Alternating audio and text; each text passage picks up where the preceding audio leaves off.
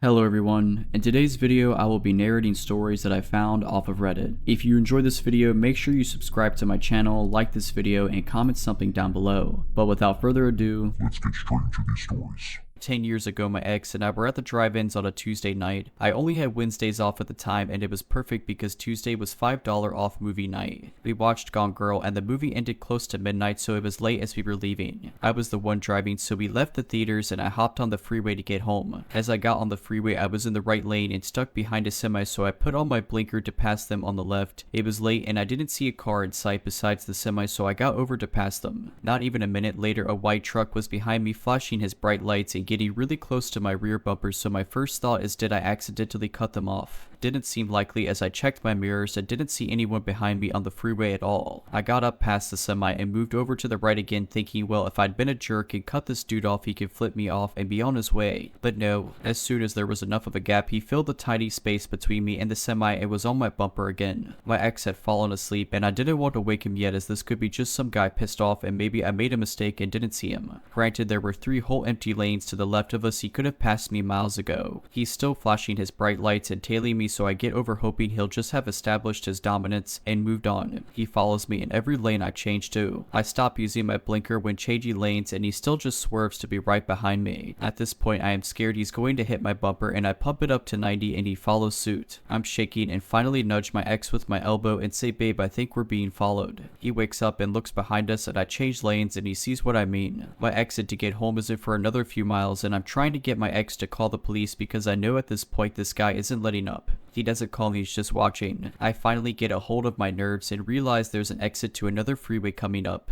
I'm in the lane second from right, and as soon as I see the exit, I swerve as fast as I can to get on the freeway exit, barely missing the concrete pillar to the bridge above it. I only look over to the truck for a second, but I can see him looking straight at us. I'm sobbing at this point, and my ex just looks at me and I know he saw him looking at us too. I pull off the first exit and find the first well-lit gas station I could because I am in no shape to drive anymore. My ex lets me sob for a bit and we switch so he can finish the drive home. Once we get home and I'm a little calmer, we start talking about it and I explain what happened while he was asleep, and we get to the point where we're talking about pulling off and him looking at us and how freaky that was. He kind of looks at me confused and then it's just quiet and he goes, babe, he had a gun pointed at us. I had no idea what this guy had in mind for us that night. The drive-in was uneventful and we hadn't pissed anyone off or even talked to anyone, so I don't think he followed us from there. Whoever you are, giant white truck guy, let's not ever meet. When I was around 13 or 14, I went to Appleby Festival in England with my family. My family comes from the gypsies, but all now live in houses. They no longer participate in gypsy culture, but decided to go to the festival. As young teenagers, me and my cousin, who was the same age, decided to wander off and do our own thing. We met a group of guys the same age as us and decided to hang around with them. We reached the outskirts of the festival when suddenly one of the guys picks me up and tries to drag me into the bushes. I have always been pretty strong for a girl who's only 5 foot and fought for my life. I elbowed him in the face and kicked him multiple times as hard as I could. Everyone, including my cousin who was in shock, was just staring at this going on and did not do anything. I finally managed to get away and ran as fast as I could. I have no idea what would have happened if I couldn't fight the way I did. I don't know if he was going to grab me to try to be his wife. 10 years later, this still scares me and I have never been to a gypsy festival since. This happened a few weeks ago, but still sticks with me and makes me double check all the locks. On September 2nd of 2024, I was working an overnight security gig. I've been a guard for 15 years, and other than getting into brawls at nightclubs happens more often than you think, I've had a pretty easy career minus some contractor stuff I did in Central America. The night started the same way they always do. I had gotten off my first gig and went to relieve the normal night guard, who we will refer to as Dan.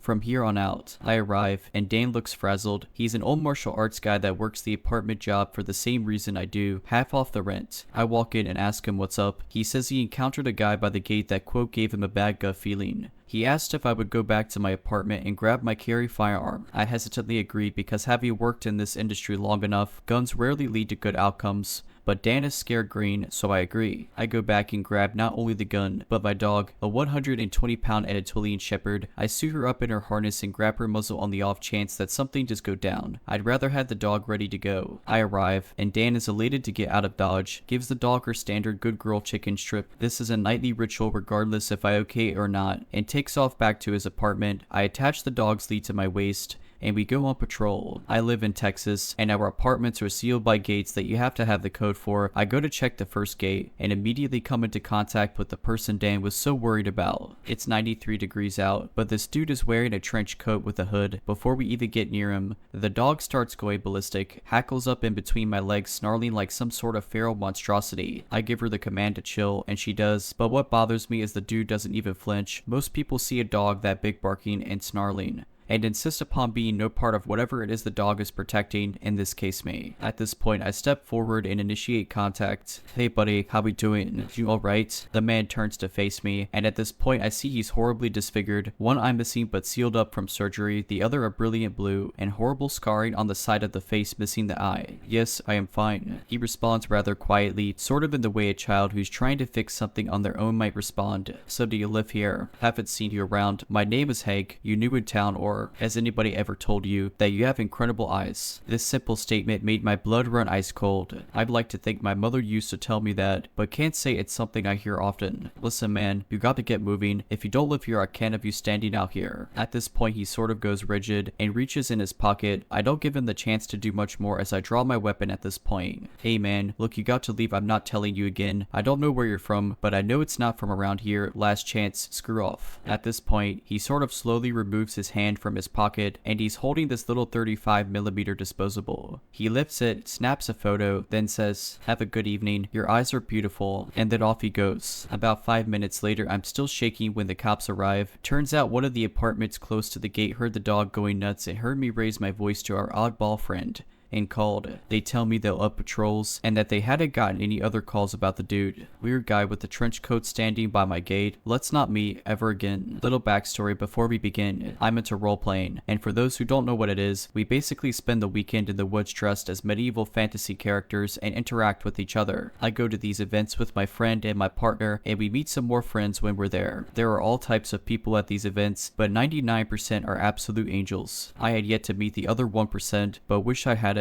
Before the event started, a guy, we'll call him Greg, swung by my tent while I was setting it up. My partner and friend were setting up the secondary tent up a path and couldn't see me. There were 5 other people to my right. I had never met the guy before, but as soon as he said hi, I had a bad feeling. He was around 5'10", obese, a neckbeard, basically what would fit the description of an incel. He approaches me and asks me if I'm here alone. I say no, I'm here with people, but don't mention my partner or friend directly. He asks me if I'm a gamer, to which I say yes. From then on, he starts rambling on Ark Survival, which is a game I personally have 3,000 plus hours on. He tells me blatantly wrong information, doesn't name the dinosaurs right, tells me stuff that's impossible to do in the game, even with modifications, that kind of stuff. And every time I correct him, I can see he looks to be getting even more annoyed. I end the conversation, saying I have to go back to setting up the tent, and he leaves. Fast forward to around 10 to 11 in the afternoon. The event has started, which means any mention of the real world such as cars, television, pop culture, stuff like that is forbidden by the rules. We're playing a campfire game with my friends and my partner, and the guy comes by to sit with us. He sits next to me, I move over. He scoots closer, I move over, he scoots. Eventually I get up and sit next to my friend as we play the game. He keeps referring to the real world and to video games, so we tell him either to leave or to make an effort and speak properly. He lives. The next day, I go up a trail for fake hunting, gathering resources. As I come back down towards the village, in the middle of the woods with no camps I can hide in, he's there waiting for me on the trail. He then asks me if I would like to go get a coffee or something sometime, to which I answer no thanks. As we go down the trail, I tell him I have to collect plants for my potions, so if he can excuse me, I'll be going back to the village to leave my bow and collect my basket. I am walking fast. He follows me, grabs my arm, and tells me I could come with you. Me, alone in the woods looking for plants. That looks like the perfect scenario. I freak out and walk very fast down the trail to the village. My neighbors see me and look very concerned. They ask if I need help. I tell them a code word, which is to say take me seriously, this isn't part of the game. That this dude is being extra creepy and following me. They tell him to screw off before they carve him a new hole. I stay with them for a few minutes before chilling with my friends. Night comes, we're having fun, stuff is happening in terms of fighting and encounters. Then at around midnight, I decide to go to the bathroom. At that point, I haven't seen the guy since around 7 in the afternoon. As I come back from the bathroom, in complete darkness, this guy jumps from a bush and pins me against a tree. He tells tells me he's not proud of me, that I've been leading him on, that he doesn't understand why I would hold another guy's hand and hug 3 other guys but not him. I tell him I hold my fiance's hand and I do hug my friends, but he's neither. I also tell him to stop his bullcrap in all honesty, to which he answers, but what if in all honesty I just want a little kiss? Just a little kiss and then you can go. I yell no and try to hit him to get away. My friends, who were right on the other side of the bridge separating us, heard me scream. They called upon my neighbors, and around 10 people came careening down the bridge to help.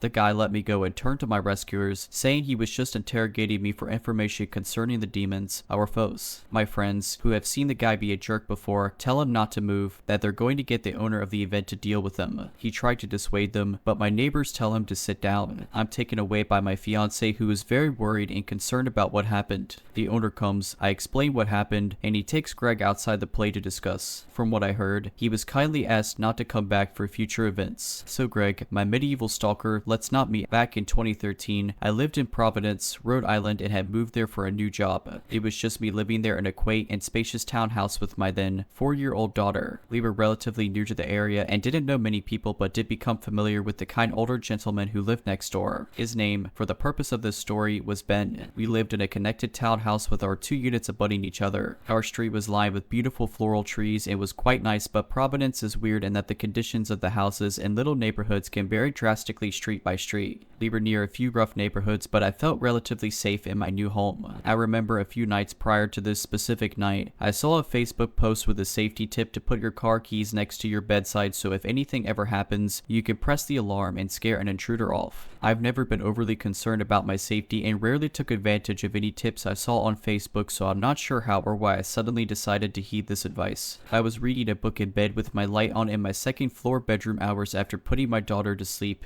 when I heard a loud sound outside. I peered out the window to take a look and saw nothing. I had taken some melatonin that evening, turned off the light, and went to sleep. It was maybe a half hour later or so when I was suddenly woken up by what felt like almost an earthquake. The room shook and I heard a loud thud. Half awake, I gasped and sat up wondering if it was my imagination or if I actually felt something, and immediately ran to my daughter's room thinking she had fallen off her bed or injured herself or something. As I swung her door wide open, there she was, sleeping soundly and sweetly. I was so confused. I heard another loud bang and had this eerie feeling that something was wrong, but I couldn't figure out what. I grabbed my car key fob and took it downstairs as I nervously inspected the first floor. I swore to myself if I heard one more sound, I would press the alarm just in case, but I didn't. It was silent after that. I returned to bed and took a while to fall asleep again, but soon shut my eyes. The next day went on like any other day when I noticed a friend of mine had repeatedly called me in the afternoon. I picked up my daughter from preschool and called the friend back. Did you fare? He said, no, but I answered, news outlets were mobbing your street about an hour ago and the news trucks were even in your driveway. I sat silent, confused. 3 men broke into your neighbor's place last night, tied him up at gunpoint and stole thousands of dollars worth of items and took off with his car. I immediately fell to my knees and began sobbing. I had heard it all happen. I almost pressed the button. But I didn't. I sobbed and felt completely unsafe. I asked a friend to come over for the night to stay with us, and it wasn't until the next day I got the chance to speak to Ben. Ben explained the whole story and told me the cops wanted to talk to me so I could share what I had heard and experienced. He said the men smashed the window in his basement and entered through there. That's the sound I heard before going to bed. Apparently the timeline suggested that they saw my light and me peering out the window and waited 30 minutes or so until my light was out to enter the premises. They didn't realize he was home, and since he had gone to bed early that night, it was suggested that they cased his place beforehand. He had been asleep when one of them was rummaging through his stuff upstairs in his bedroom, which was directly on the other side of my closets through a shared wall. The sounds and shakes I heard, I felt, were apparently the intruder knocking him down to the ground after realizing Ben was there and cupping his mouth to tell him if he made another sound, he would kill him. This is why I never heard another sound as I was investigating thereafter. After they tied him up, he remained tied up for over 12 hours and eventually broke free before calling the police. I cried again and apologized profusely to Ben and explained what I had heard, and he simply said that as he was tied up, all he could think about was that he was glad it didn't happen to me and my little girl. I really don't know what I would have done if my daughter and I had to experience that level of trauma firsthand. Ben seemed to be alright considering it all, but it took me so long to feel safe again and for the guilt to subside. They never never caught the guys and I ended up ordering a taser, which was illegal, and some mace, and even for the first time in my life, considered getting a gun, but I decided against it. I have been fortunate to never experience anything close to that again and certainly don't want to. I'm glad Ben was ultimately alright, but next time I'll listen to my instinct. It's better to be safe than be sorry. To the men who tied up and robbed my old neighbor, let's not meet. I've been holding onto this story for years now and would like to finally get it off my chest. So my sibling and I lived close to an elementary school where we would often go to walk our dog in the playing field and crop of woods, or we would let our dog roam around while we played on the playground or made pretend in the woods. I think I was around 14 when this happened, about 10 years ago. This schoolyard had a playing field, a playground near the building, and a playground farther away from the building and a crop of trees. We were swinging on the swing set at this more distant playground, but from this play area you can clearly see residential streets and the parking lot of the school, which kind of all wrap around the crop of forest. As we are swinging, I see an SUV drive up one of the roads and pull into the parking lot. It's a weekend, so there is no other cars around and not very many people, maybe the odd passerby also walking their dog through the school grounds. The SUV is about 40 meters from where we are and I wear glasses, so I can't see very well what the people look like as they exit the car,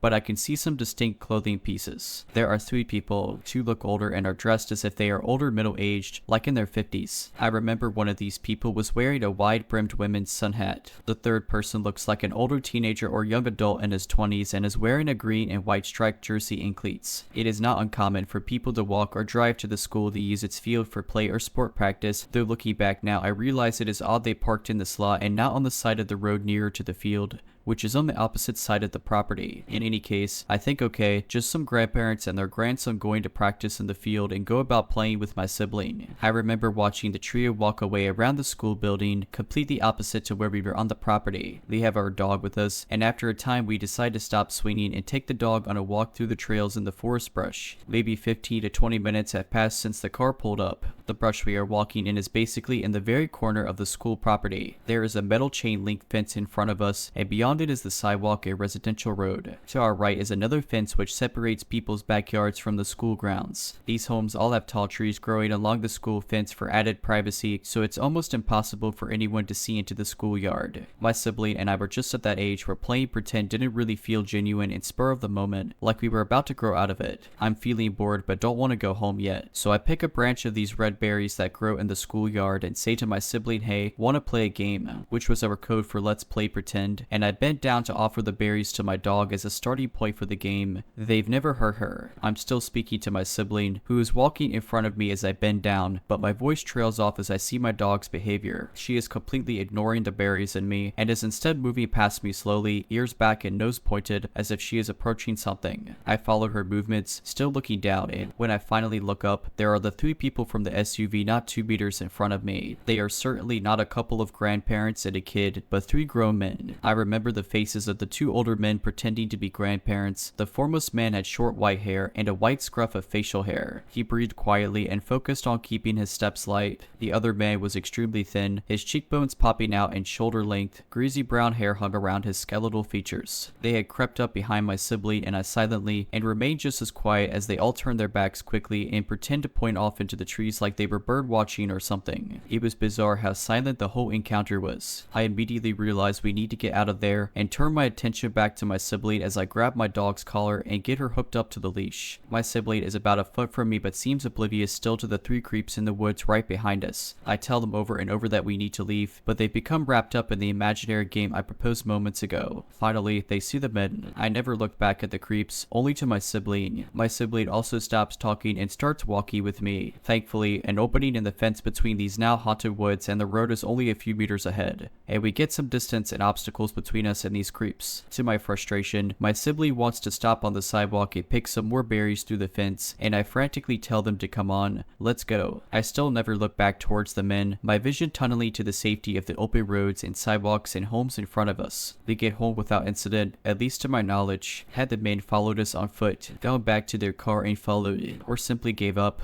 I didn't care. I just wanted to get home, which was only a couple blocks away. When we got home, I broke down. I told my mom what happened, and I remember her reaction be kind of nonchalant. I had always been an anxious child, and she had developed a habit of downplaying things in a kind of exposure therapy way. I realized I still didn't feel fully safe with this reaction and retreated to my basement to cry alone. In recounting the story with my mom years later, she said she did call the police, but nothing came of it. I am also very thankful for my dog, as it is likely she saved the lives of myself and my sibling that day. So 3 creeps from the woods. I hope no one else was subjected to your presence. Let's never meet again. So I've had quite a few bad experiences with strange people in my house. From when I was young, an old man would come banging on our door late at night demanding to see me, causing me to have to hide in the house and not be allowed into my garden alone for years. Or when a man came knocking on our door late at night with a knife because he mistook our house for my neighbor's. These experiences all caused me to be very cautious about opening the front door to anyone or even being in the house alone, especially at night. But one evening was definitely the worst. It was around 6 in the afternoon in November 2018. I'm from England, meaning it was already pitch black outside at this time of the year. I had just got home from work and was sat in my room upstairs just watching YouTube on my laptop. My mom shouted up to me that she was just going to pick my brother up from work and would be stopping off at the gas station on the way back, so she would be gone for a little bit, and asked if I wanted to come. I said no and carried on with my video. I heard her close the front door and pull out of the driveway. I was 17 at the time, so being home alone at night was nothing new to me, and I was used to the eerie feeling of it. But after around 10 minutes, I started hearing noises coming from downstairs. At first, I thought nothing of it and just related it to my cat noisily searching for food in an empty bowl, until I remembered him sitting at the end of my bed. I paused my video and listened more at the sound of banging on the back door. This instantly creeped me out, until it was followed by the sound of keys jangling, and I just thought, oh, my mom must have just dropped my brother off before going to the gas station,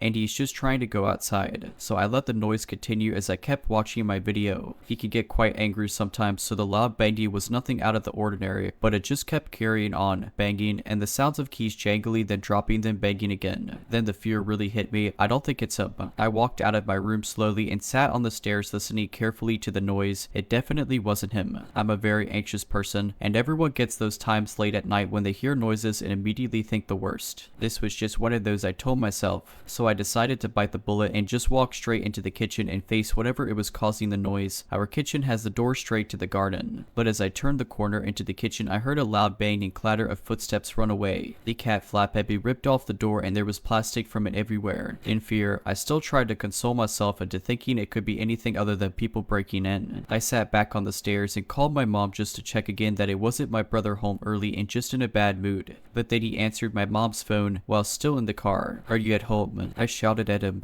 "No." Then my voice started to break with terror. "Please be serious. Are you at home right now?" "No." "What do you want?" Even though he said he wasn't, I still begged in my mind that he was joking just to get a scare out of me. But he heard how scared I was and began to worry. I explained to him what happened and he started to scream at me to call the police. He's never been the protective type, but I could tell now he was really worried and told my mom to rush back home straight away. Whilst dialing 911 when I tried so hard to stay calm, I told them exactly what was happening as I hid back in my room with the door tightly locked. Then I heard talking and the banging of doors again downstairs. They were back. I burst into tears to the dispatcher out of pure fear and sat on the phone for what felt like forever until my mom, brother, and police all pulled up at the same time. Everyone charged through the house to the back door and we instantly saw what they'd done. The people saw the keys to the back door on the side in the kitchen, took a broom from outside, broke it in half on the door handle, got the broom through the cat flap, knocked the keys off the side and pulled them through the cat flap. Although, out of pure luck, as they broke the broom in half, they also managed to snap off the door handle, making it impossible for it to be opened from the outside. Otherwise, they would have gotten no questions asked and I would have been sat quietly in my room completely oblivious.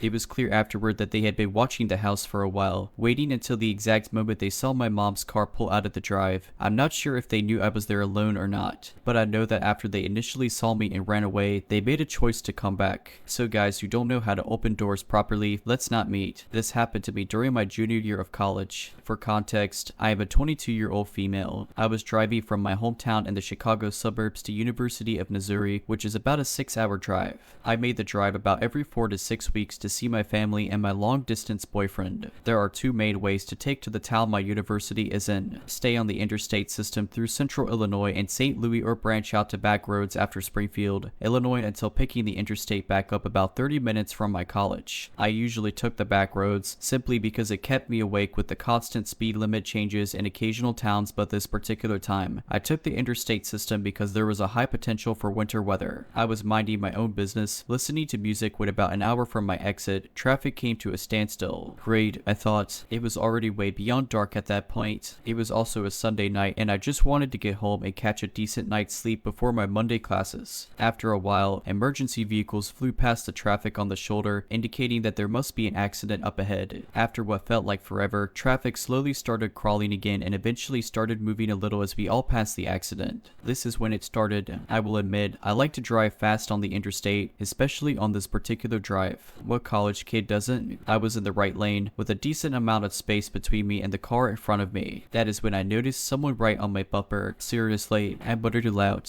Traffic was no longer super heavy and the person could easily pass me in the left lane. Suddenly, the car began flashing their bright lights at me and honking. I was extremely confused. I turned off my music and kept a close eye on my rear view. The person continued to flash their bright lights, half blinding me in the darkness through my mirrors. Jerk, I said, flooring it into the left lane. I maneuvered in and out of a few cars, attempting to get away from whatever issue this person had, except they followed my every move. I began to get a sick feeling on my stomach. I had read on social media recently about girls from my school encountering traffickers in my town and along the interstate that runs through it. One of the town's papers had even ran a series of stories regarding multiple human trafficking rings that use this interstate to traffic victims because it basically runs the length of the entire country. I shook the disturbing thought out of my head and continued doing about 5 miles per hour in the right lane unless I had to go around someone. The car continued to follow me, flashing its lights and barely letting themselves ever get more than a few cars behind and beside me. I finally took the exit to my university. I looked back and the car had followed. It seemed as though the person was trying to get me to pull over. Is there something wrong with my car that I can't see? I wondered silently. Even if there was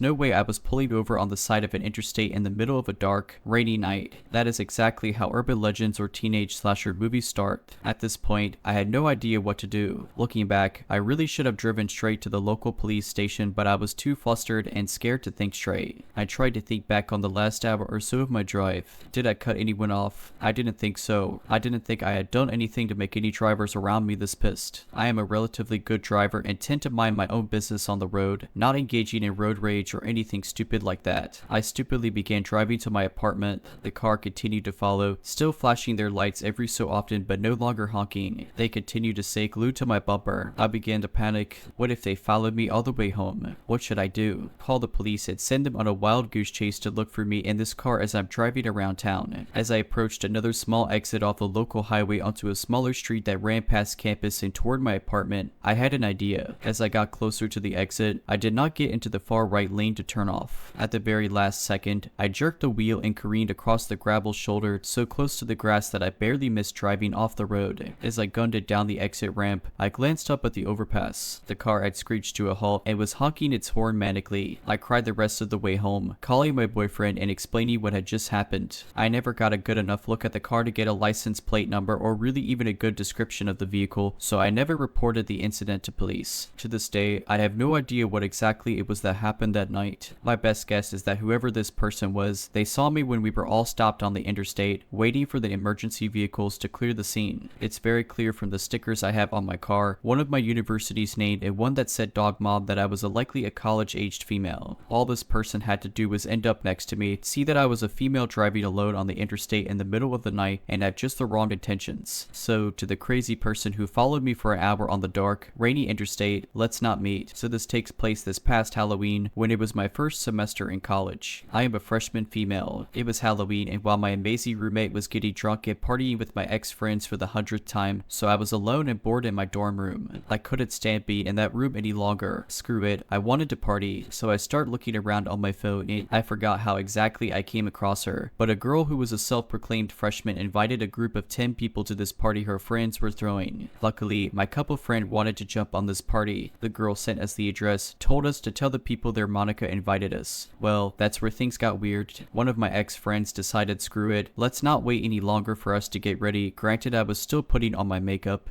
and went to the party himself. When he got there, he did exactly as this Monica said, and the guy there refused to let him in and called him a slur. Granted, this ex-friend was a little weird, so we thought, hey, what the heck, we'll just leave if we sense something is off. After driving there in my friend Steve's car, my friend and I, Mary, got out of the back seats and were instantly dumbfounded. Like we weren't certainly expecting a castle or anything, but this place is a literal dump and the neighborhood is extremely dirty and dark. Well, even though we got the creeps from the place, we did just spend 30 minutes getting there, so screw it. We walked walk to the door, and this guy who was absolutely plastered and at least on 3 different drugs answers. We tell them we're Monica's friends. Confused, he looks at Mary and I and just silently nods and opens the door for us to come in, ignoring Steve completely. Well, what meet us was certainly not be expect. There was around 20 frat guys huddled around a table filled with booze and drugs, silently watching a girl, the only female there, mind you, giving a guy a lap dance. We silently head down a huge black staircase that was smack dab in the middle of the cramped living room. What greeted us was not another group of people or Monica and her friends that supposedly invited us there. Instead, I kid you not, at least 8 black locked doors or more that looked like they came out of a Saw movie greeted us. After trying one of the doors, Steve looked on in horror as the adjacent door slowly opened. What looked like 2 at least middle-aged greasy men came crawling out, looking at Mary and I in a weirdly perverted way. Unlocking and entering one of the numerous doors, we could only watch in horror as another bouncer-looking man came out of nowhere and started screaming at Steve. Who invited you guys here? Monica, we all reply, really confused. The dude, just looking bemused, just goes to his Monica. We take that as our cue to leave, and we hardly run up fast enough before the bouncer starts to shove and tries to tackle Steve towards the ground. Leaving that crackhead house, confused out of our minds, we finally see Monica and 2 other scandalously clothed girls, literally looking as white as a sheet. She gives a small awkward giggle and wave and we floor out of there, never looking back. Don't go to random parties in large cities you're unfamiliar with. The weird part, or really not so weird part, was that Monica was trying to get me to come alone, knowing I was a female. In all honesty, I think the people at the party and Monica really only had a problem with Steve, and totally did not expect Mary to bring her boyfriend or for me to come with friends. Afterwards, Steve told us he totally believed it was either a drug house or a prostitution ring that had tried luring Mary and I in. So to Monica and the weird traffickers or drug smugglers, let's not meet again. I don't know what you were planning, but it certainly wasn't anything good. I didn't call the police, but made an informal report a couple of days later. Basically, the cops told me they would check out the house, but informed the owners who sent them, me. Well, I'm not putting my life nor my friends or family's lives in danger, so I said to leave it, but I still gave them the address and the named girl who invited me, a student. I don't know if they did anything, so doubt it. It's a large city, and an armed robbery occurred a minute away from my apartment a couple days ago, so who knows.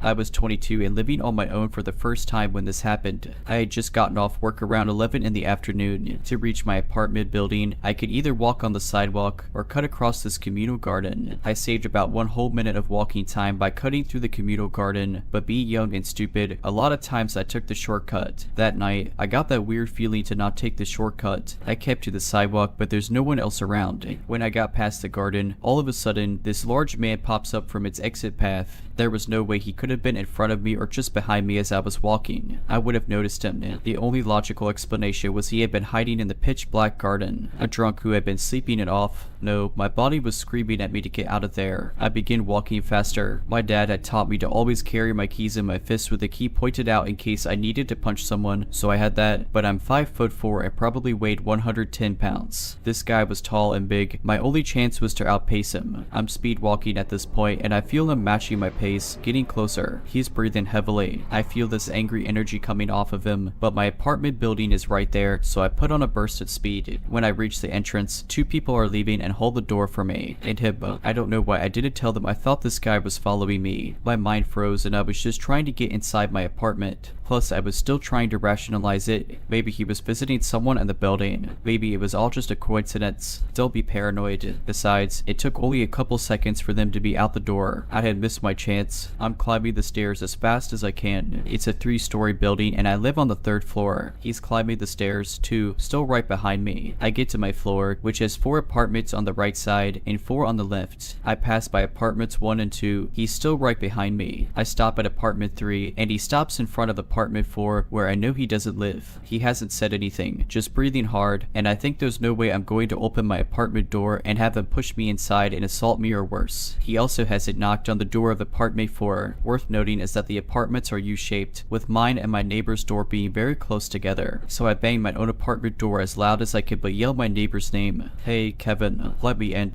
This startles the guy, even more so when my own apartment door doesn't open but Kevin's does. Kevin sees the guy standing right in front of his door and asks what he wants. The guy starts mumbling something about the wrong apartment, but I have my own door open so fast that I am inside my place in a flash, locking the door behind me. I grab my cordless phone to call the police, but I hear Kevin through the door door, telling this guy he needs to leave. The guy does. Kevin knocks on my door, asks if I'm okay. I thank him, say that I am, but inside I am still frozen, adrenaline pumping, scared. I thank him again and tell him to have a good night, lock my door again. I have my phone in my hand, ready to call the police, but I start trying to rationalize it again. What exactly happened? A guy followed me home, but then said he had the wrong apartment. Are the cops going to care about something minor like that? I try to calm myself down, but I'm also berating myself. Why didn't I run the instant I felt him following me? Why didn't I tell the people we passed when the front door opened that I thought I was being chased? Worse, why didn't I tell Kevin that the second he opened his door and saved me? He could have let me inside his apartment and we could have called the cops together, but because of my stupidity, everything felt so ambiguous and I was questioning myself. A couple of weeks later, I'm visiting my grandparents and my grandfather is reading the paper. He tells me that a woman was assaulted in the apartment building across the street from mine. It's the same guy. He had multiple convictions for assault and had recently been released on parole. For context, I am a 20-year-old female, and at the time of these events I was around 12 and 13, so I grew up in a very rural area. Like, my town was so small it was legally considered a village. My house was one of 4 on a span of 40 acres. My childhood home, my grandparents' house right up the street, and 2 neighbors. One of the neighbors, we will call him T, had been living across near my family for as long as I can remember, and he rented out a trailer he owned which was inhabited by the 4th neighbor, we will call him Jay. Jay and his girlfriend, who we will call, had moved in a few months before these events, and I hadn't really met them. I knew of them but hadn't interacted with them directly the day I met Jay, and it was extremely awkward as I was a kid and didn't really want to talk to them. But my grandma had made me go with her to drop off some vegetables she had grown in her garden. When they came out after my grandma knocked on the trailer door, I was first struck by how they looked. I know that sounds bad, but I'm not judging. My grandma started the conversation and I tried to be polite as I was raised to be by introducing myself when told to do so. I wasn't really able to finish my sentence as I noticed Jay was staring at me very intently. He looked like he was either mad or hungry. We're both not the creepiest off the bat as they both seemed polite enough, and I brushed off the stare as just him trying to be polite, looking at me as I spoke to him as most people do. The creepy part is that as time went on he began to try and be near me more and more. He'd ride his bike past our house over and over for what seemed like hours while me and my brother played catch in the yard. Then he began to go to church with me, my brother, and my grandparents. He'd make sure to sit right next to me in the back seat of the car as he rode with us. If my brother tried to sit in the middle so I wasn't right next to Jay, he'd throw a fit about how my brother was squishing him against the door. Then he began coming to my grandma's house when she'd have me and my brother after school, offering to tutor me with various subjects. What really scared me was that I had begun to see him walking near our house at night trying to shine a flashlight into my window. He tried various things to get close to me, tried to convince my parents to let him teach me how to golf, tried to help me practice my catching positions for softball, tried to get me to go with him and into the movies. And none of these things ever included my brother, Olivier. Things finally came to a head when I was playing with my dog outside in our front yard and he started repeatedly doing laps on his bike down the road again, staring at me like he did the day we met. I was extremely uncomfortable. I've always had very good intuition about people and something was always just off with him. But that day I was terrified. He parked his bike right in the middle of the road and got off. He started walking towards me at almost a jog and I just kept backing away. What happened next is why I believe that dogs are a better judge of character than people could ever hope to be. My boxer ran up to him and launched herself onto him when he was about 6 feet from me. She tore to his arm and I saw blood. I screamed and my mom ran out shortly after. She was trying to pull my dog off of him, but as soon as she was able to, holding onto the dog's collar, she started yelling at him, asking him why he was in our yard with me alone. He couldn't answer her and just started running back to his bike, riding back to the trailer. My grandma ended up driving him to the hospital as Jay, and it didn't have a car, and I learned later he got 16 stitches. He never gave a reason as to why he was approaching me, and they moved out shortly after. I haven't seen him since and still terrified to this day to run into him again. I want to tell this story to warn others. I, an 18-year-old female, live in Maryland, USA. I work at a very popular burger restaurant. I work at the pavement window, which is where I stand all night. I'm very friendly. I know sometimes a smile and a compliment can make someone's day a little better. Just this same night, before the creeper came, I had a customer tell me I was so happy and she loved me for it. That gave me the courage and energy to survive this next interaction. I'm used to the awkward comments and stares from old men. I'm sure it's my friendliness that attracts them. them. Our uniforms are not revealing. They think I'm naive. Maybe I am. A lot more than I thought. I'm fully aware of the dangers of trafficking. This particular old man came through just before 6. He pretended to not hear his order, then laughed like it was a joke between two friends. This is not uncommon. It's an old man thing. No red flags yet. I tell him his total and he hands me all but the change. When he does this, he waves the money around, making me chase it. I was able to snatch the cash, but again, it was just an old man thing. Not concerned yet. He stared at the company name on my shirt and asked if that was my name. I don't wear a name tag for this reason. I joked that I was going to change my name permanently to that. He perked up. At this point, I should state that he was white, mid-60s to 70s, driving a small, white SUV with a kayak on top. He had some scruff on his face and was holding a phone to his ear this entire time. When I finally began to engage with him, he moved the phone to be facing me. Looking back, I believe he was recording me. At no point did he speak into the phone or acknowledge it in any way. He probed with more pressing questions. Here's the thing, I have the same last name as someone from US history. Most old people like talking about that stuff, so I told him my last name. He didn't reflect or laugh. He just accepted and continued asking questions. That's when I started to get this sinking feeling. He still owed me change. I told him. He grabbed another dollar and handed it to me, but he wouldn't let go. He wanted to know my first name, and I dodged answering because I was getting creeped out. He wouldn't let go of the money and was practically drooling for more data about me. I gave him a name I don't use and he smiled, finally letting go. I got his change and told him to have a nice day. I then immediately left the window and told one of my coworkers about the weird experience. He returned just 2 hours later. I didn't recognize his car on the cameras until he got to my window. I hadn't thought too much about our interaction and was busy texting my dad about whether or not a chicken sandwich was a burger. My stomach dropped when I saw his face. I have many regulars, all of whom I'd have been happy to see. I hope he doesn't become one. I'll call the police. He smiled and said, "Hey, the one with the last name."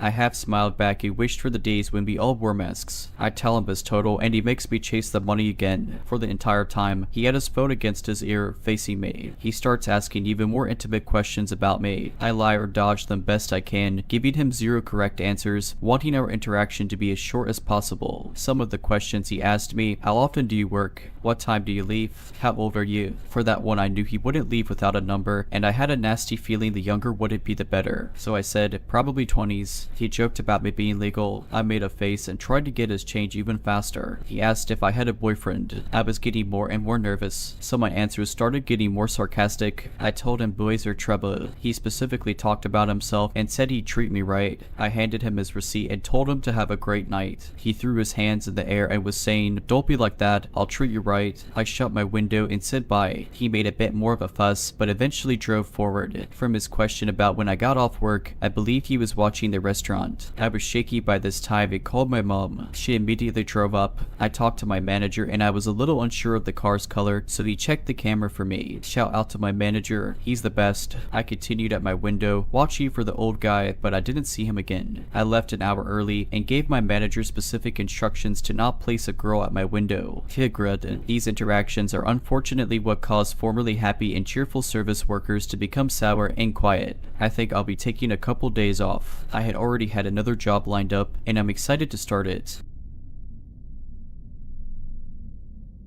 I'm currently traveling sea with my 2 brothers. We just arrived in Saigon this morning. In the evening after dinner and a few beers, me and my 2 brothers decided to sit on a bench in Hao Dan Park and have a quick smoke. We were chatting away sat on the bench when I noticed a Vietnamese man repeatedly looking at us and walking in circles very near where we were sitting. At first I wasn't too concerned about him, however my spider senses were alerted. Then a minute or 2 later I noticed another Vietnamese man dressed as a Grab delivery driver acting suspicious and repeatedly looking at me and my brothers. The stalkers were both on the phone and I believe they were communicating with each other. Being in a foreign country, this alerted us heavily and we decided to leave. However, it was a good 600-meter walk to the park exit. As we were walking, I noticed both Vietnamese men had got on mopeds and were following us through the park, stopping behind trees and watching us. They then overtook us and sat at a bench further down the path waiting for us to cross their path. Being aware of this, we left the path and started walking on muddy grass as the crow flies to the nearest exit, avoiding the 2 men who were still watching us and clearly had bad intentions. We are 100 meters from the exit when my younger brother looks behind us to see one of the men sprinting towards us. My younger brother took stance, standing his ground and asked the man what he wanted. The man's posture became very small and he began talking very quietly. Both me and my younger brother kept a good distance and told him to leave us alone as we walked backwards towards the exit, noticing the second assailant was also approaching us wearing motorcycle gear. However, my oldest brother decided instead of trying to get out of the situation, he got closer to the whispery Vietnamese man to hear what he was saying. Both me and my younger brother were yelling at him to get out of here, but he was being an idiot. It took the Vietnamese guy 5 seconds to win my oldest brother's trust. Then out of nowhere, when my older brother was leaning in very close trying to hear the whispery man, the guy grabbed my brother's crotch. He was shocked. I was ready to fight, expecting to be robbed or something, but the crotch grab was super unexpected and a real curveball. After the crotch grab, we started shouting and approached the men in an aggressive manner in a fighting stance. This slowed down their approach enough for us to make a dash for the park exit. The whole situation was unexpected and we didn't engage in any violence towards the men, just shouting at them. We walked out the exit into the busy city and walked around for a while, making sure we were not being followed before heading back to the hotel.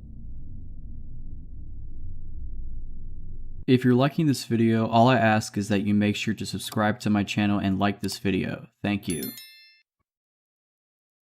I was a sophomore in high school when this happened. It was during May and I stayed after school with half of my grade due to an award show. It was conducted by the literature department and our principal. Lee and my group actually won the best message award for our short film. Anyways, after the award show was over, me and my friends went back to our classroom to change into more comfortable clothes and to spend some more time together while we waited for our parents to come pick us up. Only 5 of us were in that classroom. As time went by, 3 of my friends left with their parents. It was only me and my best friend in the classroom. 30 minutes later, her dad called her to say they were waiting for her on the school's yard. By the way, our classroom is on the 3rd and highest floor. Together, we walked down the stairs to the ground floor. She asked me if I wanted to come outside with her and maybe wait in the waiting area next to the security. To this day, I curse myself for not saying yes. Instead, I said no and decided to wait in the waiting area inside our building. I could have went to my principal's office and wait with her since she liked spending time with me and talking to me. If you couldn't tell, I was a nerd and one of the top people in my grade. Anyways, in my school there were 5 couches in the waiting area for both students and parents. As I was walking to the waiting area, I saw a janitor but didn't think much of it. I put my bags down, but as I was about to sit down, I had a weird feeling like he was watching me and my moves. I felt too uneasy to sit down, so I stayed standing up while holding my bags in case I had to run or throw them to save myself. As a reflex, I raised my head and looked at him. He continued to look at me. It was as if we were in a race where neither of us were looking away. Believe me when I say I wanted to look away but couldn't. Maybe it was because I saw him as a threat, or maybe it was because I was too scared and uncomfortable to move. He had this weird smirk on his face, but since it was getting dark, I couldn't exactly tell. I don't know how long we looked at each other, but I broke out of my trance when I saw my classmate from the previous year walking outside the building. In a desperate attempt, I waved at her and she saw it. Then I remember her coming in and walking towards me saying, "I saw someone waving," to which I replied with, "Oh, it was me. I thought you left and was surprised to see you, so I waved at you. Actually, if you don't mind, can you walk me to the waiting area next to the security?" As we were walking outside, I looked back and saw the janitor still staring at me. I was wearing high heels, a short skirt, and a tight shirt, but it was an award show and we wanted to dress up. I don't think that these sort of stuff happen to women because of what they wear, but I do think he was staring at me because of my attire. At the waiting area next to the security, I was so anxious while waiting for my mom, thinking, what if he comes in here? Even when my mom came in, when I got in the car, I was shaking slightly and wasn't in the headspace to speak about anything. So I told my mom that we got an award, but that I was too tired to speak. Also, to anyone wondering, I only told this story to 2 females I used to work with outside of school. I never had the courage to tell my parents or anyone in my school. However, after this incident, I tried to not be alone at school and always have someone with me in case something like this were to happen again. One of the reasons I never told anyone was the fact that nothing physically abusive happened and I probably couldn't prove anything. This was a hard dose of reality for me since I realized that females weren't safe anywhere, not even in their high schools. Writing this makes me feel better in a way that I can finally let it out of my system. It was about 10 in the afternoon and I was staying at a hotel in downtown Chicago right by Lower Wecker Drive. I had just gotten an Uber Eats delivery because they weren't doing room service because of COVID. Potbelly's important later. I was listening to music, but I had my hood up because it was freezing. I was smoking and this guy walked up to me and asked for a few cigarettes. I gave him one and my lighter to use. Come on, you could give me more than that. I thought if I just gave him another cigarette he'd leave, so I gave him another one. I expected him to say thank you, give me my lighter back, and leave. He didn't do any of those those things. He was standing right in front of me and I started to get anxious. I moved back and I'm essentially against the window for the area where you check in. He just kept standing there and then he noticed my bag of food. "Can I have some of your food?" I told him I was sorry that it was just a sandwich and soup because my husband ordered food from a different restaurant. "Well, at least give me half the sandwich then." I apologized again and said no. Then he started getting closer to me. I realized I needed to get away, but he blocked me. "Dude, give my lighter back." I thought I needed to pretend I wasn't freaking out. I put out my cigarette and put it back in the pack. "I don't have any food and I could freeze to death. I'm sorry you don't have food." I don't know what else to say. I didn't want to say, "Hey, you're wearing a really nice looking coat and fancy sneakers, so give me some of your food." That he was right up in my face and I was scared because he seemed to be getting more angry. "I'm sorry, I can't, please move." "Yes, you can." At this point, I was terrified he was going to hit me or something, so I banged on the window and the people at the check-in desk ignored me. He got really angry and started yelling incoherently. Then, like a miracle, my mom called and I answered. I started crying hysterically and I started saying, "Mom,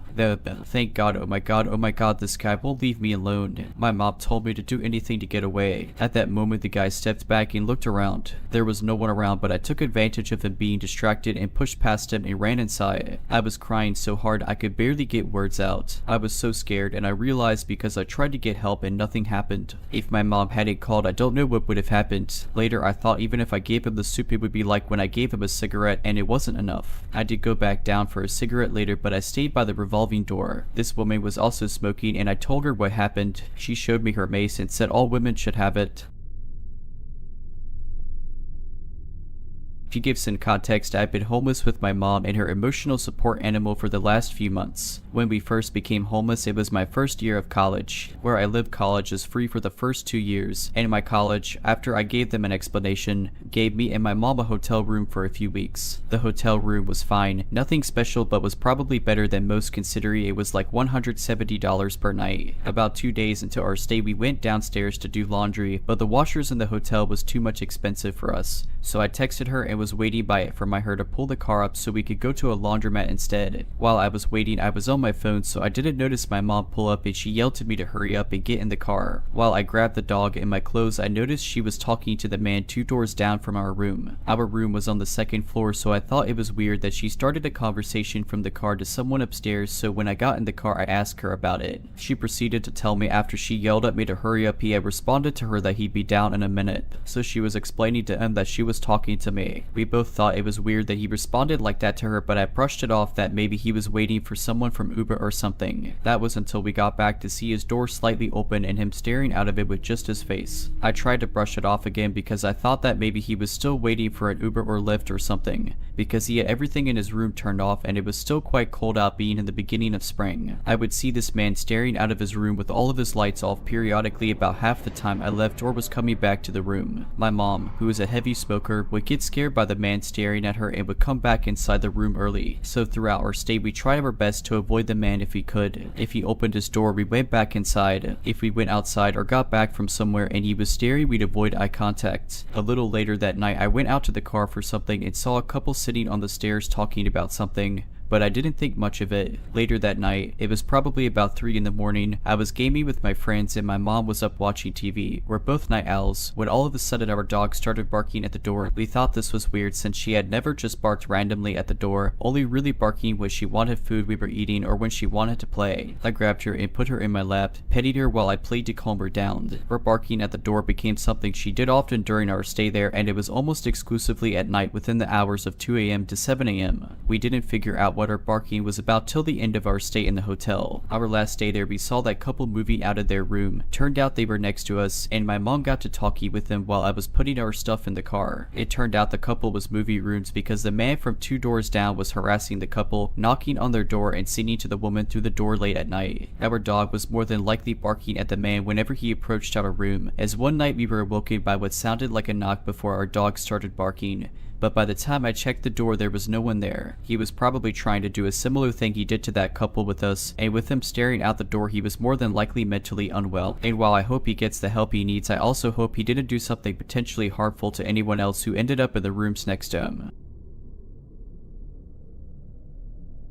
I tend to go running and walk my dog anywhere between midnight and 5 in the morning. I vary it for safety. Also, my puppy is a new addition to my nightly routine as I've only had him for a year. I know as a young woman in her 20s it's not smart, but I've been doing it for quite some time. It's where I go to clear my head and feel safe, though it is ironically very unsafe, I suppose. I just moved to a new area, and though it should be safer than the inner city, I've been having enough odd things happen to make me scratch my head. Tonight, around 4:45 and 5 in the morning, as I'm walking my dog in the neighborhood to cross the intersection, a silver Toyota is very slowly driving up behind me. Before it passes, it pulls back and reverses. I assume it's someone parking or pulling into their driveway. At this point, I'd already crossed the street to avoid another oddly idling car, so even as I tried to rationalize it, I was on high alert. To backtrack, originally, I'd been walking on the left side and crossed to the right because the first car had pulled up, then been idling there for quite some time as my dog, and I slowly made our way up the street towards it. I always play it safe this early late, so I crossed just in case it was a weird person. As the Toyota reverses, a man steps out of the first car, which is now diagonally from me, looks at me, looks at my dog, locks his car, and heads across the street away from me. This was a T intersection for reference. I'm not sure if this other car is of relevance. However, as I'm paying attention to this, I still note the second car that had reversed into a spot in the street and hadn't moved. No one had gotten in or gotten out. I stay vigilant as there's usually not too much activity in the suburbs around this time unless it's the weekend and people are partying late. 2 cars on the same street. Same behavior was incredibly odd. I breathed a sigh of relief as first guy, who had looked at me several times at this point as he crossed the street and right before he got in, finally left into the apartment complex gate. Sometimes I wonder if I look suspicious too being out so late. I finally make it to the top of the T and go right, and there's only one block until a main road, then from there I can cross to my apartment. There's usually a few cars here and there at this time. I make it to the well-lit main street and relax. The second I let my guard down as if on quit, the silver Toyota pulls past and reverses towards me. Note that before I had it passed just idled behind me, and now he was reversing in front of me. My gut clenches and I knew it was one of those moments. I go decisions. I hesitate. He's about 5 to 10 yards ahead. I considered walking past normally and running if things got weird, but decided to trust my gut and cross the street. Just as I check traffic to see if I can cross, he steps out. I consider running again. I see no one coming, not a car in sight. It's a tanned, bald man holding a cigarette. It was particularly strange because rarely have I had people step out of their vehicle to try and do something to me. In my experience, if you ignore whoever is trying to lure you into their car and don't get close, they just drive off. It's why I avoid vehicles in general to not give a chance of contact. He circled all the way around the car to the sidewalk, looks at me, then just says, "Oh, I thought you needed a ride," as if he realized something. It was the way he said it, just like that, without a question. As I'm answering, he's already leaving the curb. "No sir." Then he just went back to his driver's side, hops in and drives off. It was just strange. He said it like a statement and basically barely waited for my response. I wonder what he was planning to do and why he had second thoughts. I'll never stop my nighttime adventures, but one day I might not have any more luck left.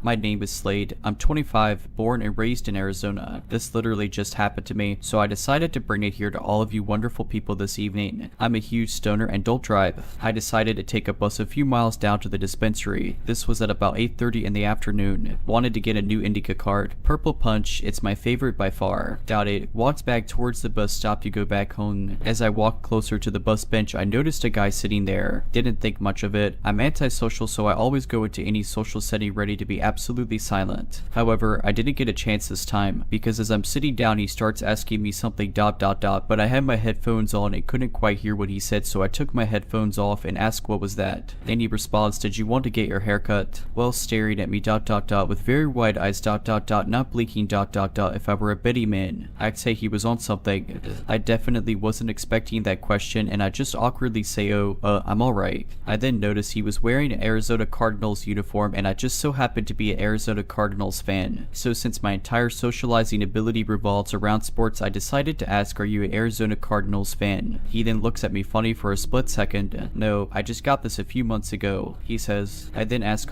"So how long have you been cutting hair?" Without blinking, he answered, "Just picked it up a few months ago." "Who taught you how to cut hair?" I asked, even more sketched out at this point. His eyes shifted and then he says, "I learned on my own ... Come on man, let me touch you up in the back." Mind you, he was consistently pushing to cut my hair hair throughout this conversation. I'd even told him like I don't have any cash on me right now, indicating that like I couldn't even pay for this service even if I wanted it ... but he just answers with that's no problem. I got my clippers in my bag now, come on. So I decided to just be real with the guy. Listen, I'm real sorry, I just don't feel very comfortable getting haircuts from people I don't know ... and like at night and stuff, you feel me? This dude never changed facial expressions this entire interaction. He finally goes true that. Continues to glare into my soul. I decided in that moment it was time to get out of there. Luckily this bus stop was right in front of our local gas station, so I just walked in there for a few minutes just to kill time because unfortunately that bus wasn't showing up for another 17 minutes. I didn't want to stay long because I didn't want the employees to think I was stealing or something, so I waited only about 6 to 7 minutes, and literally as I'm walking out,